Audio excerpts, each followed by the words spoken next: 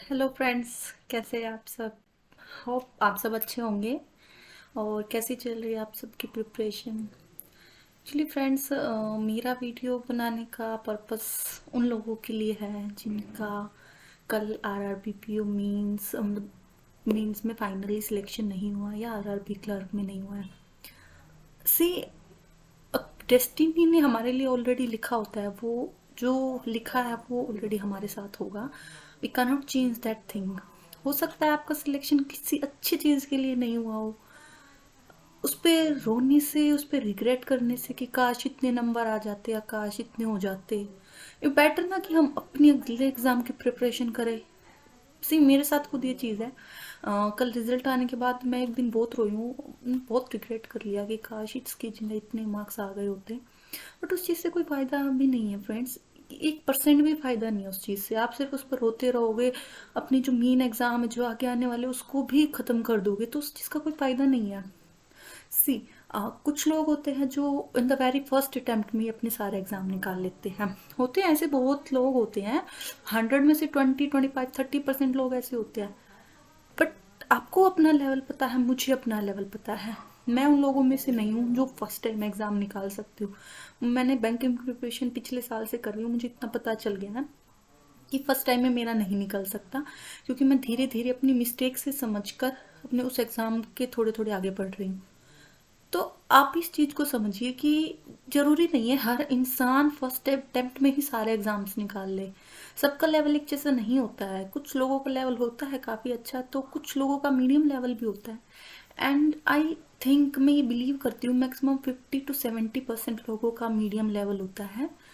तो उनको थोड़ा टाइम लगता है उस चीज़ को समझने में कि कहाँ उन्होंने मिस्टेक की है, क्या है, कहाँ कुछ रह गया।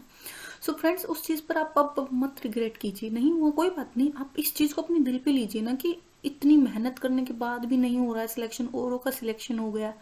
इस चीज़ को आप दिल पर लोगे ना, तभी आप दूसरे एग्ज़ाम को क्लियर करने के लिए ही एलिजिबल होगे। जब तक आप अपने दिल पर नहीं लोगे ना, कुछ नहीं होगा। मैंने ये चीज़ कल सोच ली है। मेरा आरआरबी पीओ नहीं निकला, शायद अच्छे के लिए नहीं निकला। वो कहते हैं ना, जो आपको मिल जाए बहुत अच्छा, और जो आपको ना मिले वो और भी अच्छा है। शायद अपनी लाइफ में कुछ और बड़ा लिखा होगा, शायद इसलिए हमें ये चीज़ नहीं मिली। एंड इवन आप ये चीज़ आप ही मानते हैं। कहीं ना कहीं अगर आरआरबी पीओ क्लियर होता है या क्लर्क क्लियर होता है, तो थोड़ा सा पढ़ने का जो मोटिवेशन होता है ना, वो कम हो जाता है। सो मेरे पास कल से 100% मोटिवेशन है कि मुझे अब किसी भी कोस्ट पर SBI PO निकालना है। इवन उसके लिए मैंने कल ही डिसाइड कर लिया था। मैं कल से ही पढ़ने लगी थी। जस्ट द मोमेंट मैंने अपना रिजल्ट देखा, कुछ टाइम के लिए बुरा लगा, रोई भी। बट विद इन 1 आवर मैंने अपने आप को संभाला एंड मैं SBI PO की प्रिपरेशन में लग गई। मैंने बिल्कुल भी टाइम वेस्ट नहीं किया, क्योंकि फ्रेंड्स बहुत कम टाइम है हमारे पास इस एग्ज़ाम के लिए। सो आप उसमें अपना एक भी दिन वेस्ट नहीं कर सकते। आप अपना SBI PO को 100% दीजिए। जो एग्ज़ाम गया वो गया, उस पर हम कुछ नहीं कर सकते, लेकिन आने वाले एग्ज़ाम के लिए हम बहुत कुछ कर सकते हैं। तो मेरा सिर्फ अब एक ही लक्ष्य रह गया कि मुझे SBI PO निकालना है, किसी भी कोस्ट पर निकालना है। IBPS PO के बारे में मैं नहीं जानती वो निकलेगा या नहीं, उस पर हम डिपेंड नहीं कर सकते। बट अभी मीन्स है, मीन्स में अपना 100% दे सकते हैं हम। सो आई होप आप समझ रही है मैं क्या कहना चाह रही हूँ फ्रेंड्स। मैंने कल से अपने आप को, मतलब एक रूम में, अपना जो रूम है ना उसमें लॉक कर लिया है। इवन मैं ना किसी से बात कर रही हूँ, मैं जस्ट, छोटा बेबी है, 1-2 मिनट के लिए उसके पास जा रही हूँ ताकि उसको लगे हाँ कि मैं उसके पास हूँ। मैंने सब काम छोड़ दिया, मेरा सिर्फ ना, तो मेरा सिर्फ पढ़ने का एक ही मोटिव रह गया है, और उसके लिए मैं 15 आवर्स 16 आवर्स जितना मैं डिवोट कर सकती हूँ मैं उतना दूंगी। मेरा जो सब्जेक्ट वीक है मैं उस पर अपना वो टाइम दूंगी। सो आप लोग कहीं मुझे मैसेज कर रहे थे कि मैम मुझे शादी का प्रेशर डाल रहे हैं, ये है वो है। देखिए, आप अपनी पेरेंट्स को आप खुद समझा सकते हैं। शादी के बाद बहुत चीज़ें चेंज हो जाती है, हम उस सिचुएशन में नहीं रहते। अगर आप इतने पास आ गए हो ना, तो अपने पेरेंट्स को समझाओ कि अगर हम इतने पास हैं ना, तो वो सिचुएशन भी हम क्रॉस कर जाएंगे। एंड फाइनली एक टाइम ऐसा आएगा कि आपका एग्ज़ाम निकल रहा है। वो नहीं होता फर्स्ट टाइम में, मेरा भी नहीं हुआ, सो कोई बात नहीं। बट आप अपने पेरेंट्स को खुद कन्विंस करो, आप अपना स्टैंड लेना सीखो, आप उनको समझाओ नहीं ऐसा नहीं है, मैं अगर इतना कर रही हूँ तो मुझे कुछ टाइम और देना चाहिए आपको। आपकी लाइफ आप खुद डिसाइड कर सकते हो, कोई भी आपकी लाइफ डिसाइड नहीं कर सकता, चाहे वो आपके पेरेंट्स हो। मैं तो सिर्फ एक ही चीज़ कहूँगी, स्टडी रिलेटेड किसी की मत सुनना। ज़बरदस्ती कर रहे हो तो उनको मनाओ, नहीं मन नहीं करनी तो नहीं करनी। ये आपकी लाइफ है। आपकी शादी होने के बाद यू नो लेडीज़ का गर्ल्स का ऐसा रहता है कि वो दूसरों पर डिपेंड हो जाती है। जैसा उनको चाहिए उनको वैसा ही करना पड़ता है। लेकिन अभी आपकी लाइफ आपके हाथ में है, सो आप अपने डिसीजन लीजिए। एंड मेरी मानो तो ना, जितना हर जो भी काम कर रहे हैं सब छोड़ के सिर्फ और सिर्फ जो आपके आने वाले एग्ज़ाम है ना उस पर अपना टाइम दीजिए। वो आपके लिए ज़्यादा फ़ायदेमंद रहेगा।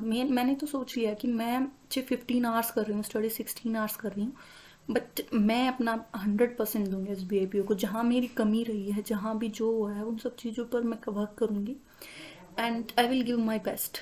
स्पेशली मैं जीके पर फोकस करूँगी, बिकॉज मैंने एक चीज़ नोटिस किया, मेरा सिलेक्शन दोनों ही क्लर्क में भी आरआरबी में जस्ट बिकॉज ऑफ जीके के कारण रहा है। बाकी सब्जेक्ट ठीक है, जीके के कारण ही नेगेटिव मार्किंग जाती है और वो सिलेक्शन नहीं होता है। तो फ्रेंड्स ये चीज़ भी ज़रूरी है, आप अपने रिजल्ट को देखकर एनालाइज करो कि आप कहाँ पर लैग कर रहे हो, क्या प्रॉब्लम है जो आपका फाइनल सिलेक्शन नहीं हुआ। कोई बात नहीं, नहीं हुआ तो फर्स्ट टाइम में, अरे सबके साथ होता है।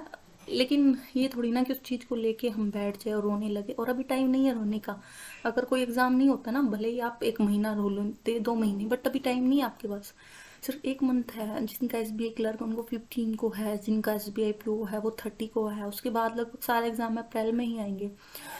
तो friends just stand up and start preparing. किस चीज़ का इंतज़ार कर रहे हो? अभी भी रो रहे हो ना, नहीं, छोड़ो उस चीज़ को, अरे तो हो गया सो हो गया। सो फ्रेंड्स मेरा सिर्फ यही मोटिव है, मैं आपको समझाऊँ। मैंने खुद को भी संभाला और मैं चाहती हूँ मेरे जो सब्सक्राइबर है वो भी इस चीज़ को समझे एंड आप अपना 100% दो एस बी आई पी के लिए। बाकी मैंने मॉक टेस्ट देना स्टार्ट कर दिया है, मैं कल से मॉक टेस्ट देना स्टार्ट करूँगी। आज जस्ट मैंने वार्म अप के लिए ऐसे ही दे रही थी ताकि थोड़ा स्पीड आ जाए, क्योंकि काफ़ी टाइम हो गया मॉक दिए। सो अभी देना स्टार्ट करूँगी। So friends all the best, और वंस अगेन कॉन्ग्रेचुलेशंस जिनका सिलेक्शन हुआ है, और जिनका नहीं हुआ उनको तो और भी कॉन्ग्रेचुलेशंस। ये नहीं तो इससे बड़ा एग्ज़ाम निकाल लेंगे। Okay friends, thank you friends.